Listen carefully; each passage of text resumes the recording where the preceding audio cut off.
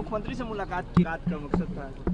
देखिए, मुलाकात का विषय बिहार में चल रही योजनाओं को लेकर तो था ही। हमारे मंत्रालय के भी एक दो विषय थे जिसको लेकर मुख्यमंत्री जी से चर्चा हुई, पर सबसे महत्वपूर्ण विषय आज की तारीख में जिस तरीके से बंगाल में बिहार के छात्रों के साथ जिस तरीके से बर्बरता की जा रही है, बिहार फर्स्ट बिहारी फर्स्ट के माध्यम से मैंने हमेशा इस विषय को उठाने का काम किया कि दूसरे राज्यों में किस तरीके से बिहारियों को अपमानित किया जाता है। ऐसे में ये एक ऐसी शर्मनाक घटना जिसका वीडियो पिछले 2 दिन से वायरल हो रहा है, जो कि अंदर तक आपको पीड़ा देती है कि आज भी क्षेत्रीयता के नाम पर इस तरीके से बर्ताव किया जाता है। भारत का संविधान हमें इजाज़त देता है कि कोई भी भारतीय देश के किसी भी कोने में जाके शिक्षा हासिल कर सकता है, रोज़गार कर सकता है, व्यवसाय कर सकता है। उसके बावजूद अगर ये मानसिकता किसी राज्य की है तो ये चिंता का विषय है। ये तमाम विषय मैंने मुख्यमंत्री जी के संज्ञान में दिए। इस बात की चिंता मेरे लिए और ज़्यादा बढ़ जाती है कि कई ऐसे दल हैं जो उन्हीं के साथ गठबंधन में है। वेस्ट बंगाल की सरकार जिस दल की है, टीएमसी के साथ गठबंधन में इंडी अलायंस ये लोग बना रहे हैं। नेता प्रतिपक्ष इस मामले पे खामोश रहते हैं, इस पर वो कोई बात नहीं करते। क्या वो बताएंगे कि जिस दल के साथ वो गठबंधन में हैं, वही दल के लोग किस तरीके से अपने ही लोगों पर, बिहारियों पर लाठी चला रहे हैं, गाली गलौज कर रहे हैं।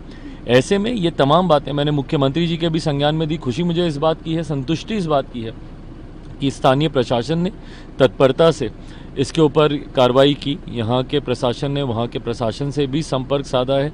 मुख्यमंत्री जी खुद व्यक्तिगत तौर पर इस विषय की मॉनिटरिंग कर रहे हैं। मुझे उम्मीद है कि उन बच्चों के साथ न्याय होगा। तेजस्वी यादव ने कहा है कि हमने बात किया था तब जाकर कार्रवाई हुई। तेजस्वी यादव ने कहा है कि हमने ममता बनर्जी से बात की तब जाके वहाँ कार्रवाई हुई, नहीं तो अभी तक कार्रवाई भी नहीं। हाँ, और उन्हीं के साथ वो गठबंधन में भी हैं।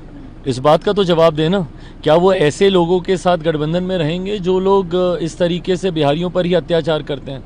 ऐसे में आपका मॉरल ग्राउंड आपको लेने की ज़रूरत है, नैतिकता इसमें आधार बनने की ज़रूरत है कि भाई जो लोग इस तरीके से, इस तरीके की मानसिकता, आप उस वीडियो को सुनिए किस तरीके की भाषा का वो इस्तेमाल कर रहे हैं। वो पूरी तरीके से क्षेत्रवाद की वजह से कि क्योंकि वो लोग बिहारी हैं उनके साथ ये किया गया, ये कहीं से बर्दाश्त नहीं किया जा सकता। जमीन सर्वे और स्मार्ट मीटर को विपक्ष बड़ा मुद्दा बना रहा है। चिराग, क्या लगता है नुकसान झेलना पड़ेगा चुनाव में? कोई नुकसान नहीं झेलना पड़ेगा, ये लोगों की भलाई के लिए ही है। वंस एंड फॉर ऑल ज़मीन विवाद को लेकर डॉक्यूमेंटेशंस को के रिकॉर्ड्स को सेट करना ये भी सरकार की ही जिम्मेदारी है। तो ऐसे में सरकार इसके ऊपर पहल कर रही है। जहाँ पे जो कोई किसी तरीके की शिकायत आ रही है उसको भी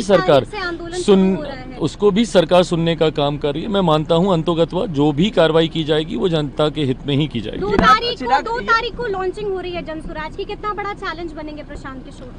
भाई मुझे नहीं पता, मैंने हमेशा इस बात को कहा है, वो मेरे अच्छे मित्रों में से हैं। आने वाले समय में उनकी क्या रणनीति रहती है, अकेले चुनाव लड़ेंगे, किसी गठबंधन के साथ जाएंगे, नहीं जाएंगे, क्या करेंगे, मुझे नहीं पता।